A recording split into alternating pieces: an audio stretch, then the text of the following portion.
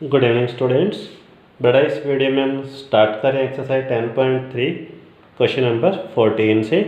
तो book open करो बेटा जल्दी से। Question 14 is if either vector a vector 0 और b vector 0 then a dot b is 0। कहता है अगर या तो ए 0 हो या बी 0 हो तो उसकी डॉट प्रोडक्ट क्या होगी 0। Okay, but the converse need not be true. पर कहता है इसका जो कन्वर्स है वो ट्रू नहीं होगा। Justify your answer with an example. Okay, देखो डन। तो इसके अंदर 3 केस बनेंगे, ध्यान से देखना। फर्स्ट केस, इफ कहता है कि ए 0 है, ठीक है, और बी 0 नहीं है, तो दोनों की जो डॉट प्रोडक्ट होगी वो क्या हो जाएगी 0।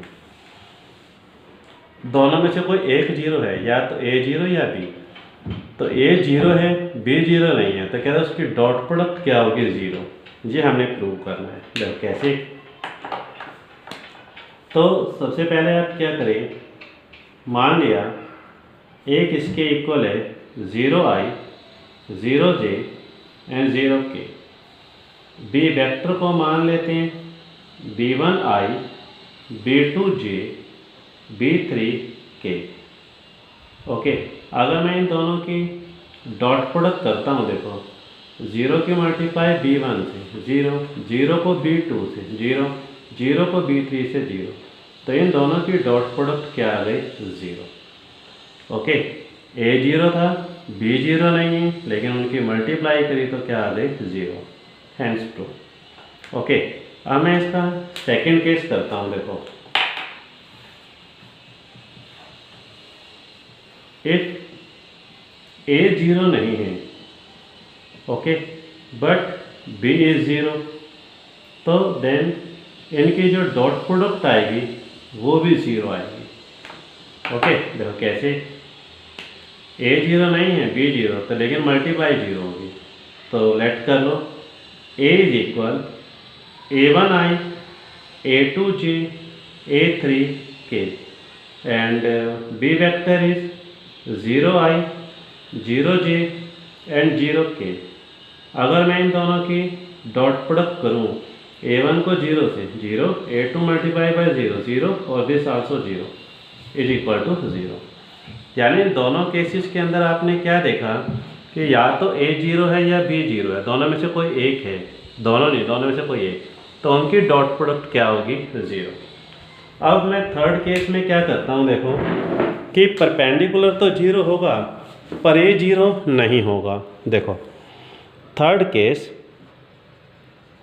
कि मल्टीप्लाई करने पर तो 0 आएगा, ठीक है, बट ए नॉट 0, ठीक है, and b is also not 0, ठीक है। ए भी 0 नहीं है, बी भी 0 नहीं है, लेकिन मल्टीप्लाई 0 है। ये प्रूव करके दिखाना, ये इसका कन्वर्स पार्ट है, ठीक है। देखो कैसे कि सबसे पहले आप ए लेट कर लें अपनी तरफ से कुछ भी, 1i 2j 0k, okay, and B vector is equal 0i 0j and 6k। आप इसकी जगह कोई भी और भी एंट्री ले सकते हैं, ठीक है। ए 0 नहीं है, बी भी कंप्लीट 0 नहीं है, लेकिन अगर मैं इसकी डॉट प्रोडक्ट करूँ तो देखो 0 आ रहा है। 1 को 0 से 0, 2 को 0 से 0, 6 को 0 से 0, तो इक्वल टू कितना आ गया 0। Hence proof. ओके, मल्टीप्लाई 0 है पर ए और बी 0 नहीं है, यही हमने प्रूव करके दिखाना था।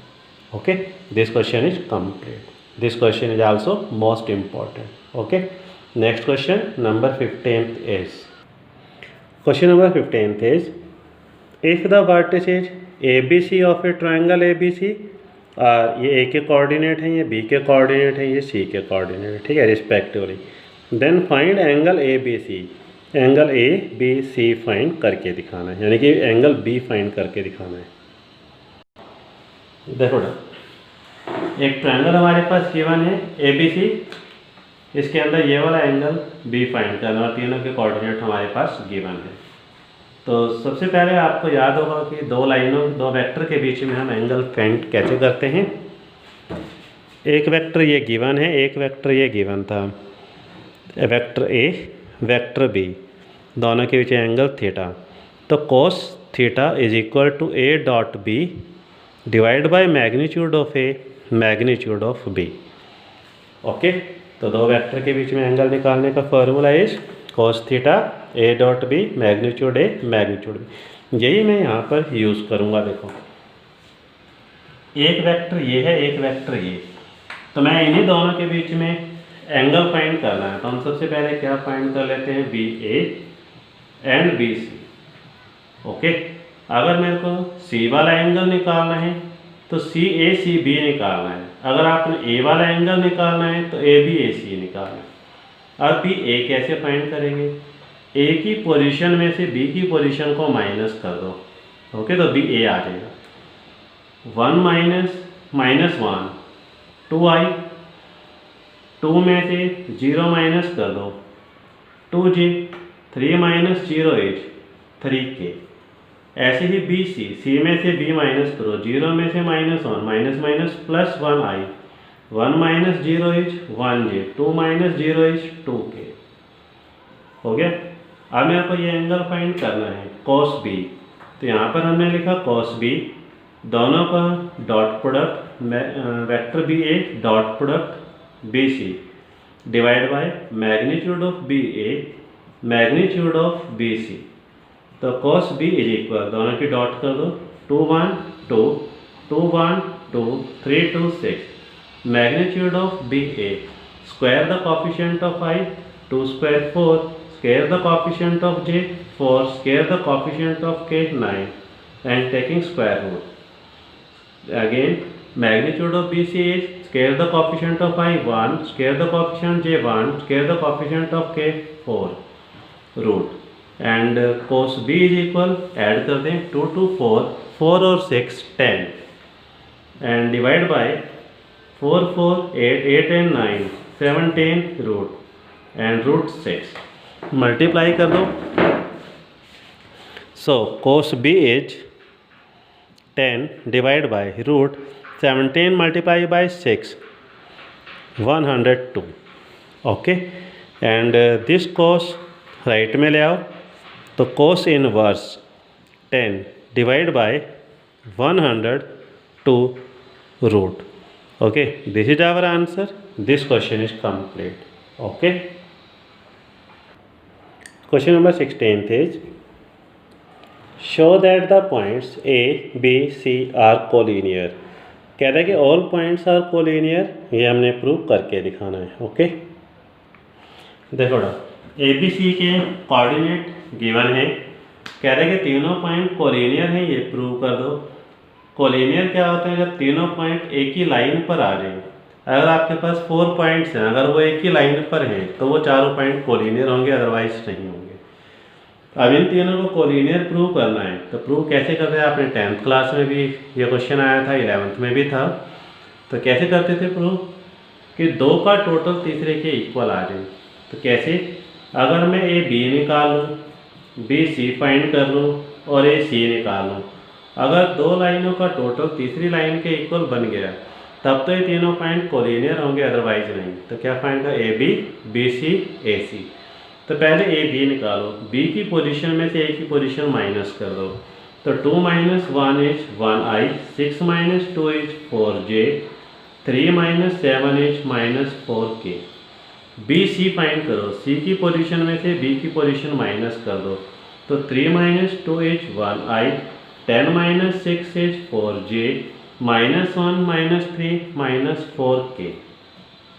ए सी की पोजीशन में से ए माइनस कर दो। 3 minus 1 is 2i, 10 minus 2 is 8j and -1 7 -8k। Okay, अब जरा ध्यान से देखो, अगर मैं ए बी और बी सी को ऐड कर दूँ तो ए सी बन रहा है 1 1 2 4 4 8 -4 -1 -8। तो this implies A B plus B C is equal A C. Okay, so hence A B C are collinear. Okay, this question is complete.